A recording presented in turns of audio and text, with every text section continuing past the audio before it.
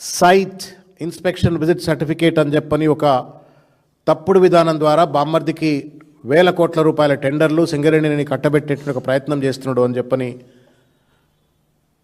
ప్రజల తరపున సింగరేణి క్యాలరీస్ తరపున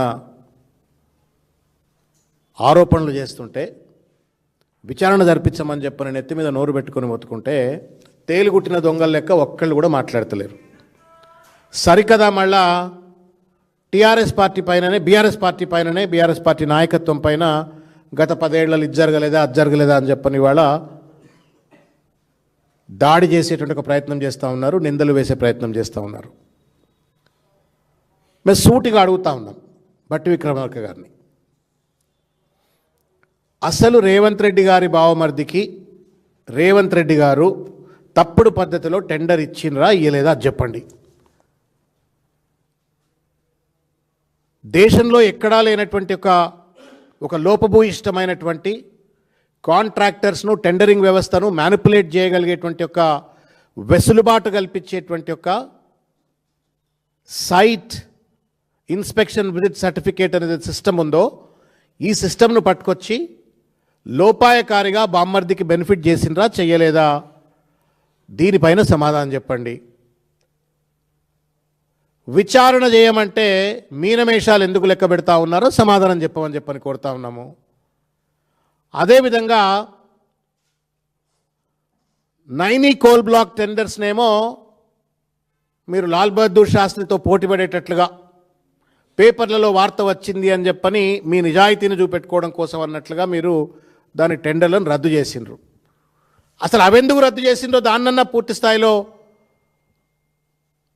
మీరు ప్రజలకు చెప్పేటువంటి ఒక ప్రయత్నం ఎందుకు చేయట్లేరు? ఒకవేళ కనుక నైనీ కోల్ బ్లాక్ టెండర్లలో కనుక రద్దు చేయడం వెనుక మీ ఔచిత్యం, మీ నిర్ణయం సరైనదే అని చెప్పని మీరు నమ్మినట్టయితే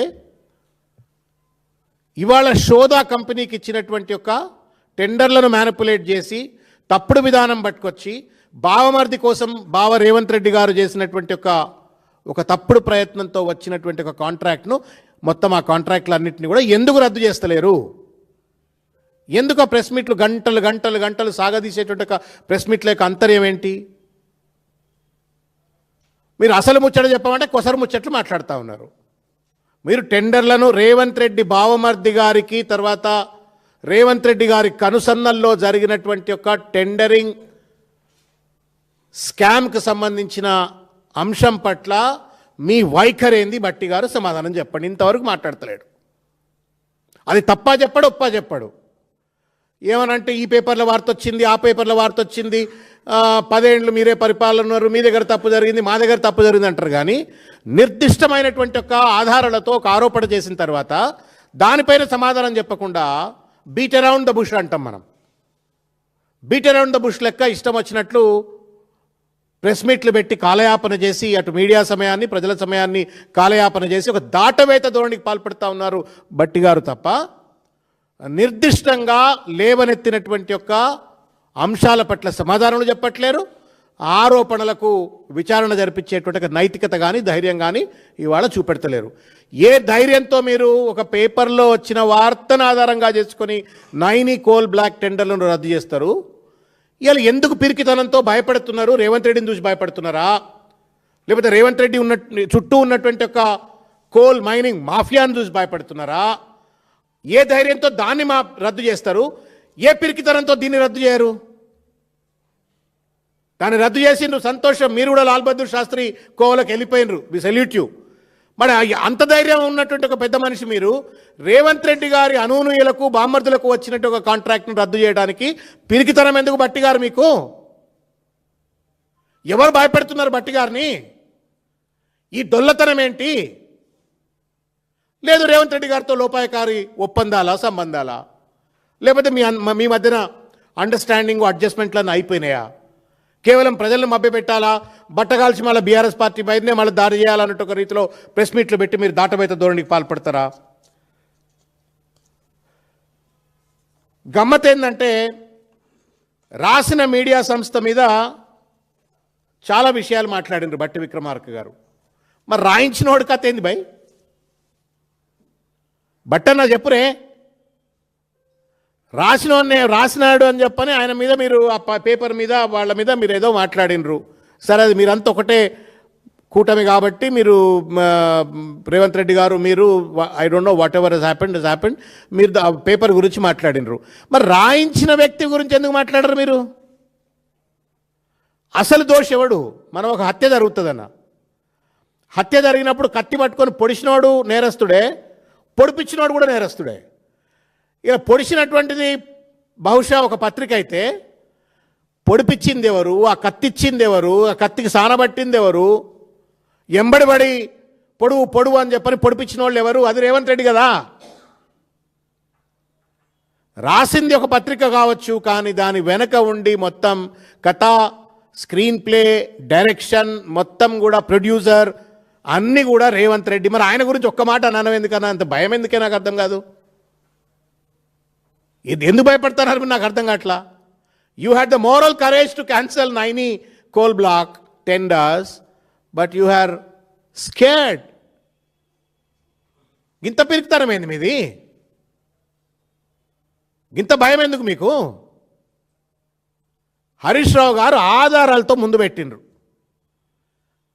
site inspection visit certificate system అనేటువంటిది దేశంలో లేదంటే లేదు, అది గవర్నమెంట్ ఆఫ్ ఇండియాలో ఉంది అని చెప్పని మాట్లాడుతున్నారు. మీరే కదా ఇంట్రడ్యూస్ చేసింది. అయితే ఇంట్రడ్యూస్ చేసింది మీరే అంటే రేవంత్ రెడ్డి ప్రోద్బలంతో ఇంట్రడ్యూస్ చేస్తారు. అదన్నా చెప్పు. మాకు సంబంధం లేకుండా రేవంత్ రెడ్డి ప్రోద్బలంతో పెట్టినామని చెప్పు. అది చెప్పకుండా ఇవాళ ఇష్టం వచ్చినట్టుగా ఇవాళ మాట్లాడే ఒక ప్రయత్నం చేస్తూ ఉన్నారు. ఇంకొక ముఖ్యమైన విషయం, అవాల్ట్ నుండి కూడా హరీష్ రావు గారు ఆ రోజు ప్రెస్ మీట్ పెట్టి ఈ యొక్క అంశాన్ని ప్రజల దృష్టికి తీసుకొచ్చి విచారణ జరపండి అని చెప్పని, బావమర్ది గారి కోసం అని చెప్పని రేవంత్ రెడ్డి చేసినటువంటి ఒక అవినీతిని, ఒక స్కామ్ను బయటపెట్టిన నాటి నుంచి ఇప్పటి వరకు కూడా ఒక విచ్ హంటింగ్ అంటాం కదా, ఒక విండిక్టివ్గా విచ్ హంటింగ్ తోటి అన్నట్టుగా నోటీసుల మీద నోటీసులు ఇస్తున్నారు, పోలీస్ కమిషనర్లతో మాట్లాడిపిస్తున్నారు, సిట్ పేరు మీద ఇవాళ విచ్చలవిడిగా ఇవాళ దాష్టికాలకు పాల్పడుతున్నారు. భావ నియంత్రణకు గురి చేసేటువంటి ఒక రీతిలో ఇవాళ ఇష్టం వచ్చినట్టుగా మీడియాలతో తప్పుడు కథనాలు, వాళ్లను పూర్తిగా కూడా వ్యక్తిత్వ హననానికి పాల్పడే ప్రయత్నం చేస్తూ ఉన్నారు. అసలు విషయమే మాట్లాడలే మీరు. మొత్తం 1.5 hour 1 hour 15 minutes ఉంటుంది. ఈ టెండర్లో స్కామ్ అయిందా అని ఒక్క మాట మాట్లాడతలేడు. హరీష్ రావు గారు లేవనెత్తిన అంశం పైన ఒక్కసారి కూడా మాట్లాడతలేడు. దేశంలో ఉన్నటువంటి ఒక ముచ్చట్లన్నీ మాట్లాడుతున్నాడు.